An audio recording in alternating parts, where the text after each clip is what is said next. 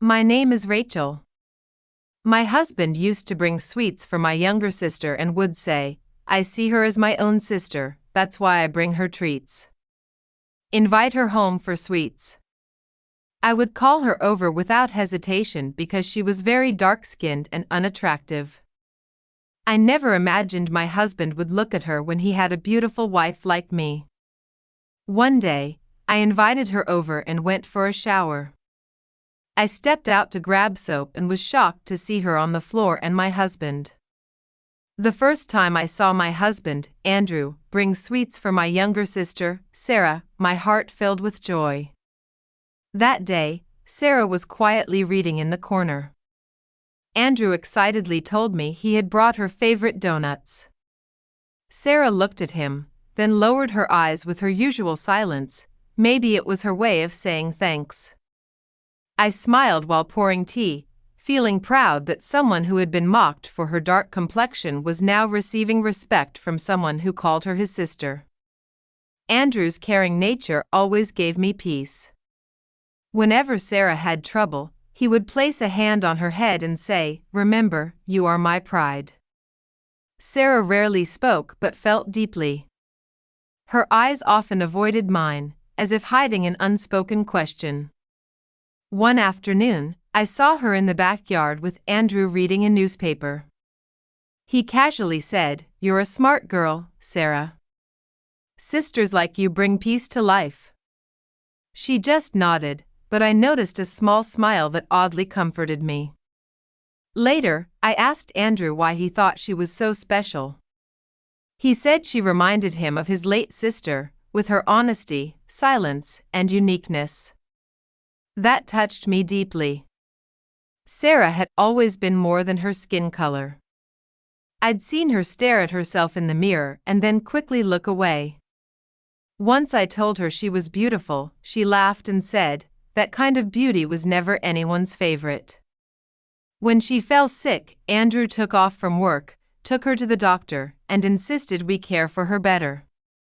I felt my prayers had worked. My husband loved my sister like his own. For her birthday, Andrew planned a surprise and gifted her a book titled Stories of Silent Dark Girls. Her eyes welled up, and while cutting the cake, she glanced at Andrew, just for a second, but I noticed. I didn't suspect anything. She was my stepsister, and he was everything to me. After our parents passed, I was all she had. When Sarah once said, "You're so lucky to have Andrew," I replied, "And so are you, to have him as your brother-in-law." Sometimes she opened the door when Andrew came home late, while I was in the kitchen. It became routine. Once, Andrew said not to leave Sarah alone because she hated loneliness. I was surprised but trusted him. When she wanted to join college, Andrew supported the idea immediately. He even offered to drop her daily, saying I had too many chores. I agreed. On the first day, from the window, I saw him place a hand on her shoulder and tell her not to be nervous. She walked in quietly. That evening, she gave a flat response about her day, saying the place was big and the girls seemed like they were from another world. Andrew chimed in, saying it's always tough at first. The routine continued. Then one day, I got a call from an unknown number. A stern girl said, "Do you know your sister comes with a guy every day?" I laughed, thinking how silly girls have become these days, full of suspicion. I hung up and didn't tell Andrew. After that incident, I noticed that Sarah had started spending more time alone in her room after returning from college. Earlier, she used to talk to me about her entire day, but now she just greeted me and shut the door behind her. One day, I asked if everything was all right, and she said she just felt tired. Alex also said the daily commute was long and tiring. A few days later, I saw a diary in Alex's bag. It was open by chance, and inside were sketches of a girl, long hair, thick lashes, and a locket. I was surprised. "Alex draws?" When I asked, he smiled and said it was just a pastime. That same day, I saw Sarah in front of the mirror with a new hair clip and a slight glow on her face. When I asked where it was from, she said a senior girl gifted it. I thought maybe she's making new friends. But the next day, I saw that same clip under the seat in Alex's car. Still, I told myself it could be a coincidence. But small things started connecting. One day, I found a letter in Sarah's bag with no name, just a line saying, "The silence in you grips me." When I asked her about it, she looked worried and said she found it in her book. I let it go. But suspicion had taken root. Later, there was a college function. I offered to go with her, but Alex said I dislike crowds, so he'd go with her. Sarah stayed silent, and I just nodded. When they returned, Sarah looked bright. She said the function was great, but the music was too loud. Alex added that Sarah recited a poem, and everyone applauded. I asked why she never told me she writes poetry. She looked away and said she writes sometimes. That first phone call echoed in my mind again, and it no longer made me laugh, just left a heavy silence. Sarah's habits were changing. She now stood in front of the mirror every evening, applying light lipstick, wearing a small locket that shimmered on her neck. One day, I asked why she was dressing up. Was she going somewhere? She laughed, but the innocence in her laugh was gone. She said she was learning to dress for herself, but her eyes had a strange glow, more frightening than radiant. That evening, when Alex came home, Sarah offered him water, and the scent of her perfume lingered. Alex looked at her for a moment before grabbing the TV remote, but I noticed that moment. The next day, I found her trying a new dish in the kitchen. She said she learned from YouTube. Alex likes new cuisines. I was surprised. How did she know? She said he once mentioned loving Chinese food. I told her to focus on college. Cooking was my job. She fell silent but softly said she was just learning, not doing anything wrong.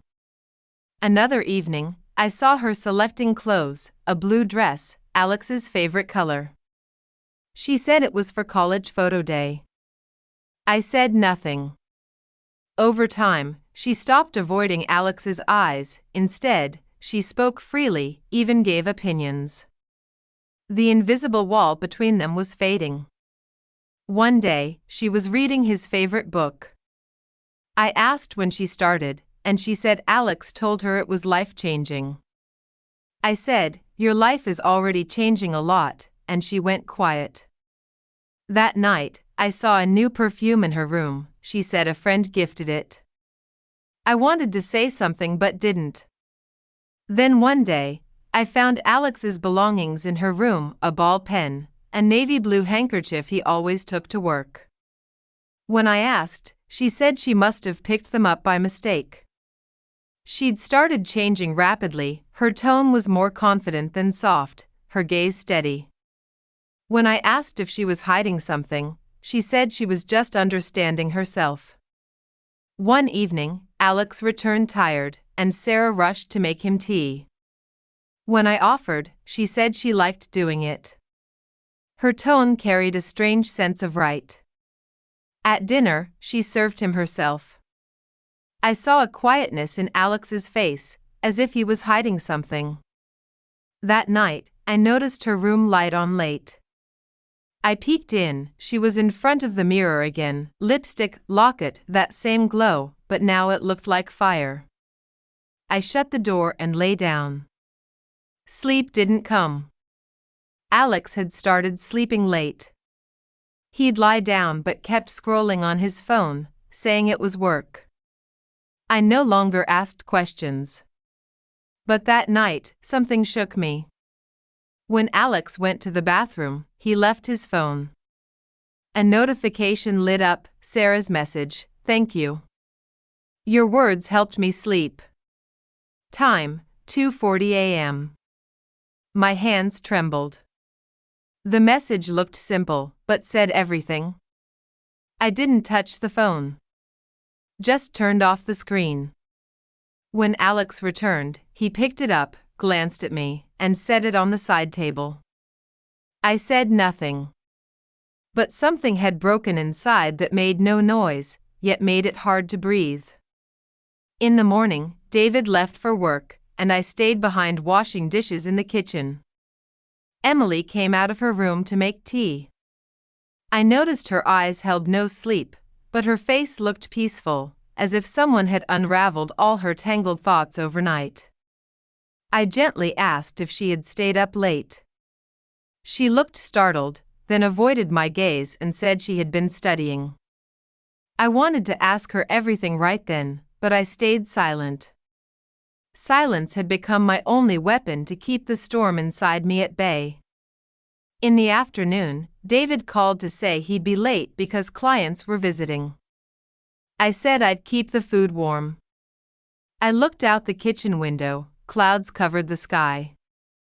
That evening, Emily offered to cook since I looked tired. I agreed and sat on the couch, listening to the clatter of dishes, the aroma of spices, and the unspoken sound of a connection I couldn't name. During dinner, David praised the food and she smiled, saying she made his favorite dishes just the way he liked them. I looked at David holding a spoon, and for a moment, he met my eyes before looking back at his plate. The next day, David left his phone in the living room while showering. I didn't stop myself. A swipe revealed chats with Emily, most ordinary, but a few phrases shook me. She had written, "Sometimes I feel if I had met you earlier, my life would have been different." David replied, "You understand me, and that's what matters the most." I turned off the phone. No photos, no confessions, just words that said enough. I lied to myself that maybe he was just comforting her like a brother. But my heart knew better. I changed my routine and began distancing myself from Emily. I avoided her cooking and stayed silent whenever David complimented her. But he noticed. One day, I asked Emily when her college would end. She said 2 months. I wanted to tell her David isn't one of your courses, but my lips stayed shut. Later, David suggested we go out to my favorite restaurant. Emily joined too. I didn't say no, just prepared quietly. At the restaurant, they chatted while I just listened. She asked David what he wanted to be as a child. He said, a pilot, but life kept him grounded. That was something he never shared with me. That night I asked him if he liked talking to Emily. He said, yes, she listens and responds. You often just stay quiet. I said, silence isn't always weakness. He didn't reply. I realized that silence hears everything, and the biggest lies are the ones we tell ourselves to silence the truth. The next morning felt ordinary. I sat at the breakfast table, pretending to read the newspaper. David was checking meeting notes on his phone. Emily was in the kitchen making tea. She poured it, added sugar, and silently placed the cup in front of David. He looked up at her. Their eyes met for a second, wordless but loud enough for me. I placed my spoon down and forced a voice to say, your tea's getting cold, David. He looked startled, took a sip, and said, it's good. Emily returned to the kitchen. The tea had a simple aroma, but that moment's taste stuck in my throat. Later, when guests were coming, I told Emily to help in the kitchen, claiming I had a headache. She took over. During work, David came in and asked her if she'd seen last week's movie. She laughed and said I had changed the channel. David looked at me and said, you should consider Emily S. likes too. I looked away. That night, I found her cleaning the kitchen. When I asked why, she said she just wanted me to rest. I stood silently beside her, then said, do you think you can handle everything? She looked shocked and asked what I meant. I said, you know David St. Food, movies, everything. She paused, then said, "I'm just helping." I said nothing more, but cried myself to sleep. One day, I saw Emily and David sitting together, and he was showing her a book, saying, "This part reminds me of you." When I entered, they went silent. David changed the topic and asked what was for dinner. I replied, "Something you don't remember the taste of anymore." He went quiet and Emily walked away. A few mornings later, she brought tea again. I reached for a cup, but she placed it in front of David. My hand hung midair. David looked at me like he wanted to say something, but the moment passed. I didn't drink the tea. That moment wasn't about the drink anymore, it was about everything that had gone unsaid. Silence had become part of me. But that day when I met Ashley, she looked at me with questions in her eyes. We were at a coffee shop, but I kept glancing at my phone. David had said he'd pick Emily from college and buy sweets on the way. Lately, her health felt heavy and dull. Emily sipped her coffee and said, "Your husband brings sweets every day for your sister, right?" I nodded, "Yes, he says Sarah loves sweets." Emily raised her eyebrow and replied, "And that's why you don't even know what he likes anymore." I laughed and said, "Emily, it's just Sarah, my quiet, shy, simple sister. No one looks at her the way we do." Emily set down her spoon and softly said, "Have you ever looked outside the mirror?" Something inside me slipped. I quickly changed the subject. "She's opened up now. Remember how quiet she used to be?" Emily looked at me and said, "Sometimes the quiet ones are the ones who want to speak the most. They're just waiting to be heard." I held the coffee cup for a long while, but couldn't bring it to my lips. Something inside was circling, a question I feared even asking myself. Back home, I saw Jason and Sarah sitting in the yard. He was explaining something, probably her notes, while Sarah listened silently. I walked softly, but they stopped talking when they saw me. Jason said he was just helping Sarah with her studies. She lowered her gaze. I said okay and walked inside. Looking in the mirror, the piece on my face that once was there had vanished. A woman can read her face for strength, betrayal, and lies, if she dares to. The next day, Sarah was in the kitchen. I asked if she had her exam that day. She said yes, it went well. I asked if Jason took her. She paused, then quietly said yes, his office was in that direction. I said nothing. That evening, I purposely went to Sarah's room. The door was open. She was making a card. I asked what it was. She seemed startled and said she was just bored and trying to be creative. I stepped closer and read, "Sometimes someone's presence is more precious than a prayer." I turned and left silently. That night, Jason said Sarah hadn't been feeling well. She needed fresh air. I said, "Sure, go ahead. I no longer doubt your wisdom." Jason looked at me, surprised, but said nothing. Sarah stood at the doorway, she'd heard everything. Her face showed no expression. Perhaps she knew I understood everything now. I called Emily and asked if she was free the next day. She said yes and asked why. I said, "It's time to look outside the mirror." Emily laughed and asked what I saw. I stayed silent, then replied, "Everything I've been ignoring until now." That day, I made the tea myself. When Jason asked where Sarah was, I said, "Probably where you take sweets every day." He went silent. And I realized, being close to the truth hurts the most. I'd been noticing every moment for days. A quiet pattern that didn't just hurt the eyes anymore, but the heart. I ignored every little sign, brushed off every big moment as coincidence. But some truths settle inside like fog, neither leaving nor hiding. That evening, it rained. I gathered the clothes and walked to the room. Sarah was reading in the dark with her phone's flashlight. I asked, "Can I ask you something?" She looked up. "Yes, sis?" I asked, "Why does Jason talk to you so much?" The book almost slipped from her hand. She lowered her gaze and softly replied, "Because you don't listen. He only talks." Her words pierced my heart, like someone had torn open my smiling silence. Silence filled the room. I kept looking at her face. There were tears, but no shame. She looked away, as if she hadn't even tried to hide anything. I walked out. The next day, Jason came home early. Sarah was in the yard.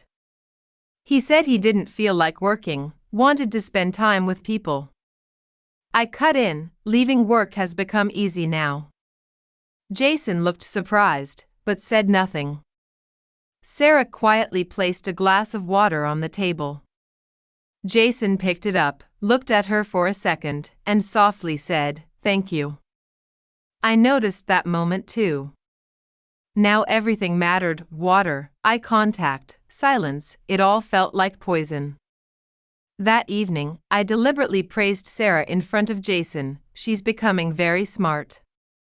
Learning everything on her own." Jason nodded and said, "Yes, smart girls like her are rare." I looked at him, questioning. He added, "You're smart too. But Sarah gets things quickly." I laughed and said, "Maybe that's why you talk to her so much." Jason looked away. Sarah had been coming out of the kitchen. She paused but walked away without a word. That night, I called Sarah to my room. She came in looking tired, her eyes red. I pointed to a chair and asked her to sit. Then I asked again, this time more firmly, "Why does Jason talk to you so much?" She looked down, her lips trembled, and she whispered, "Because he listens. I talk, and he talks back." I slammed my hand on the table, the glass fell. I said, "And me? Don't I listen? Or am I just someone who works?" She replied, "No, sis. You don't listen, you just respond. He even responds in silence." I was breathless. I couldn't say anything. Sarah got up and walked toward the door, saying, "I never asked for anything. I just liked being heard." I watched her walk away. Her back was straight, her face calm, but her eyes were wet. I'd seen those eyes, they held no shame, only pain for someone. It may all be true, but it meant nothing to me anymore. The next morning, I called out to Sarah, asking her to check the kitchen supplies. She was writing something in her room. Without looking at me, she said, "Okay, sis. Don't worry." I went to the bathroom. Turned on the water. Picked up the shampoo. But as soon as I looked towards the soap, I saw it was finished. I wrapped a towel around me, opened the door, and what I saw next felt like my soul had left my body. Right in the courtyard, my sister Emily was sitting on the floor, crying, and Ryan was crouched in front of her. Ryan quickly turned his head and looked at me, then stood up straight. Emily's hands were trembling as she tried to compose herself in panic. My feet froze at the door. Ryan immediately said, "It's nothing, she just fell." I raised my hand to stop him and said, "Enough." My strength had drained. His voice still came, but it had lost all meaning.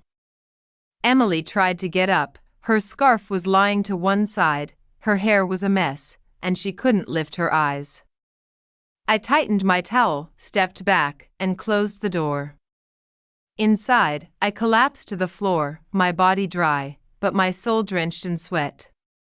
Ryan came outside the door and said, "She just slipped. You're misunderstanding." I swear. I said nothing. I could hear Emily's footsteps and the door closing, as if she too had become a prisoner of a moment that would never be erased. All evening I lay on the bed, no one asked anything, not Ryan, not Emily. I was a living corpse in the house, but silence is often the beginning of destruction. That night Ryan sat beside me and asked, "Don't you trust me?" I looked straight into his eyes and said, "Still?" He stayed silent and looked away. I said, "Don't lie. I've gotten used to hearing the truth." Ryan quietly said, "I don't want to say anything. Think what you will." The next day Emily came to me with a tray of tea like nothing had happened. I asked, "Still bringing me tea?" She said, "Just thought you hadn't eaten anything." I repeated my question, "Why were you in front of Ryan? What's going on?" She lowered her gaze and softly said, "I didn't do anything, sis." I asked, "Then why were you on the ground? And why was Ryan bent towards you?" She said, "I just fell." I pushed the tray aside and said, "Be quiet. You talk too much now." She went quiet, but now her silence no longer seemed innocent. I had become that woman who becomes a stranger in her own home. 2 days later, I saw Emily talking on the phone on the terrace. She ended the call quickly when she heard me and came downstairs. I asked, "Who were you talking to?" She replied, "Ashley." I said, "Now your excuses are changing." She went silent. Then I saw a notification on Ryan's phone, "Emily, are you okay?" That alarmed me. I put the phone in front of him and asked, "Ryan, is this just concern?" He said, "Yes, just concern." I asked, "Then tell me, since when did love become just concern?" He stayed silent, and that silence became my loudest scream. I remained quiet for a long time. The door I had opened barefoot still hadn't closed in my mind. Every presence, every sound of Ryan and Emily was tearing something inside me, but I said nothing. I kept pretending things could be fixed.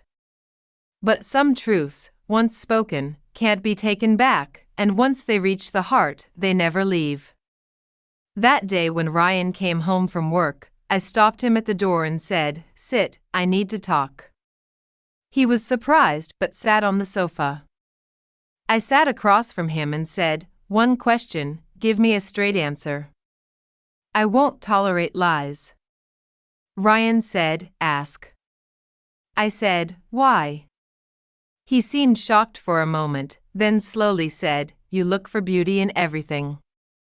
I was looking for a person. Emily had pain you never had.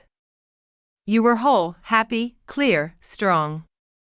But she was broken, scattered. I started fixing her and maybe started seeing myself in her. Something in me died silently. Through tears I said, "My sister, in my place?" Ryan looked down. I turned towards the door, where Emily stood, straight and silent. Her eyes weren't on me but on the floor. I asked, "Why didn't you say anything?" She stayed quiet. I didn't scream or get angry. I just shattered inside. I walked close and asked, "How long has this been going on?" Emily softly lowered her head and said, "I don't know when it started. He just started understanding me." I said sharply, "Did I not understand you?" She replied, "You never gave time. Never really listened." I stepped back as if the ground was pulling me in. I said, "You wanted my place, Emily." She said, "No, I just wanted someone who understood me." Ryan looked at me and said, "This all went wrong." "We never meant to," I cut him off, "you fell in love." Silence filled the room. I went to the kitchen, drank a glass of water, but it wouldn't go down. I came back and looked at them. Ryan couldn't meet my gaze. Emily's lashes were wet, but her lips had no apology. I said, I can't stay here even one more moment.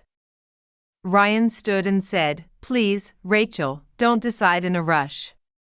I laughed and said, When did you ever ask me before deciding anything? Then I looked at Emily and said, Do you even realize what you've done? She stayed silent, as if unafraid of punishment. I picked up my bag, opened the door, and walked out without looking back. I stopped at the street corner, but didn't turn around. In my heart, one word echoed, my sister took my place, and I became just a question. I left the house. No one came to the door. Ryan stayed silent. Emily didn't stop me. I hadn't taken any belongings, just a bag with nothing important, except my existence that no longer mattered to anyone. That door, where once my wedding carriage had arrived, now felt like it was carrying out my funeral. A living body with a dead relationship. I sat in a taxi, looked back, the balcony was empty. Emily was there, in my place. My first day passed at Aunt Linda's house. I didn't say much, just told her I had a fight with Ryan, and I'd stay for a few days.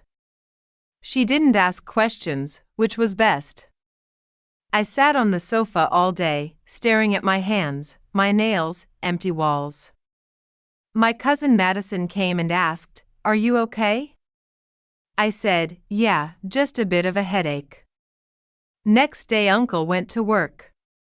I sat alone, staring at my phone screen. No call from Ryan. No message from Emily. That silence was the loudest noise I'd ever heard. In the afternoon, Madison told me there was a wedding in the evening, Aunt's daughter. Will you come with us? I refused. I didn't have the courage to witness a wedding. My heart kept repeating one thought, she was in my place now. That evening, my phone rang, it was Ashley. She asked where I was. I told her I was at Uncle's place. She fell silent, then softly said she knew I had left everything behind. I said I couldn't handle it anymore. Ashley asked if Marcus had tried to stop me or explain himself. I told her he had already admitted he was in love with Emily. That night, I had the same dream again, Marcus lying on the floor, Emily beside him, and me wrapped in a towel, frozen like stone, just watching. 3 days passed. No calls. No messages. On the 4th day, Uncle asked when I was returning home. I quietly said, That house belongs to someone else now. He didn't understand but said nothing. I opened Emily's number, looked at her profile, everything had changed. Her photo was now a black bird on a tree. I laughed bitterly and muttered, That black bird has found a new nest. I messaged her, How are you? 2 hours passed. No reply. I sent another, You know I saw you as a piece of our parents' legacy. Then a neighbor called, said she'd seen Emily going everywhere with Marcus. I replied, I know. She added that Emily had even visited the hospital recently, maybe for a checkup. I hung up. If she was pregnant, was I the woman life left behind while blessing someone else? I pulled aside the curtain, it was raining, every drop whispering, It's all over. I kept dreaming of the door, of Emily standing there, Marcus behind her, and me, trapped forever in that moment. Doors open and close, people replace each other, but some voids never fill. In court, everything seemed trivial, the chairs, the clock ticking like it was counting down my last breaths. I sat silently. The lawyer handed me the papers and a pen. That pen, like it would tear apart a bond that was once a dream, then reality, now just a burden. Marcus sat beside me, expressionless. The judge asked why we were divorcing. After a long silence, all I could say was, "Some relationships can't be described in words." The judge nodded and granted the divorce. "That's all? No other questions?" Marcus didn't look at me once. He stood up, took his papers, and left. I sat there for a while, wondering, is this really how it ends? Maybe I was too late. Outside, the sky was clear but my heart was in chaos. I took an auto back to Uncle's, kept checking my phone. No messages. Just silence, now my only companion. That night, I messaged Emily one last time, "I'm free now. Nothing stands in your way. Be happy." It was delivered but never read. Days passed. No reply. On the fourth day, I saw her new status, a beautiful ring with the caption, "A new beginning." I nearly dropped my phone. I told Ashley about the divorce. She came in 2 hours, held my hands, and said I had shown great courage. I said it wasn't courage, just the end of endurance. She asked what now. I said, nothing. There's nothing left to think. Uncle suggested I find a job to pass time. I agreed. Found a teaching job at a small school. Kids are innocent, no betrayal on their faces. I taught every day, came home, and asked myself, whose fault was it? One day, a student asked, "Ma'am, can a broken heart ever heal?"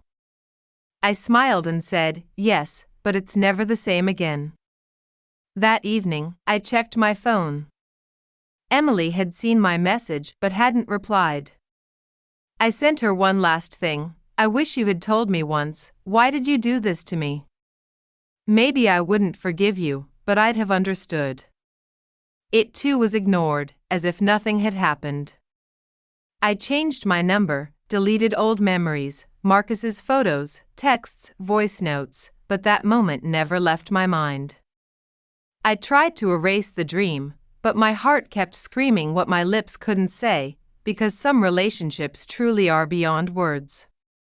Even today, in gatherings, when someone jokes about dark-skinned girls, or makes negative remarks, I struggle to hold back. Something in me burns, because it was that same dark-skinned girl, my sister, who took everything from me. The one I always tried to protect, but deep inside never truly saw as equal.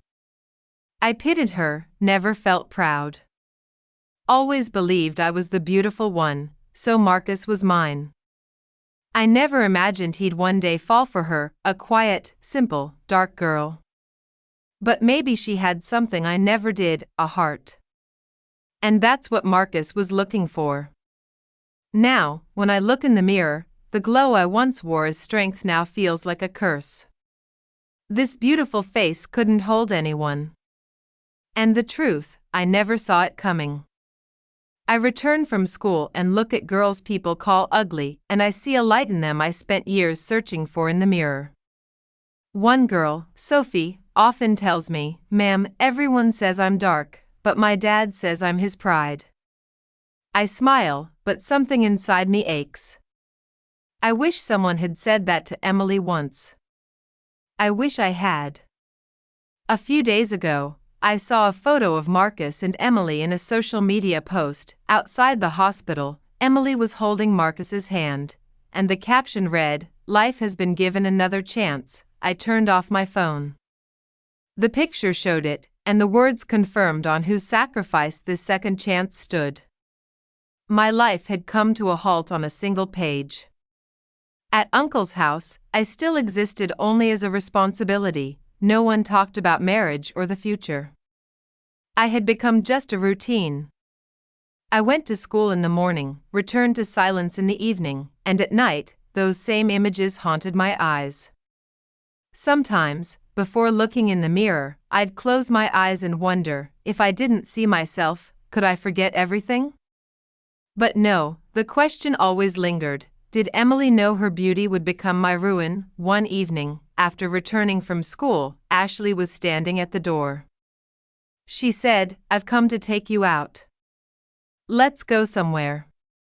As soon as we sat in the car, she asked, "How long will you keep imprisoning yourself like this?" I stayed quiet. In a soft voice, she asked, "Did you know your sister is going to be a mother?" It felt like the blood drained from my body in a single moment. I said nothing. Ashley gently held my hand and asked, "Have you ever truly thought about Emily?" I replied, "I've thought about her since childhood."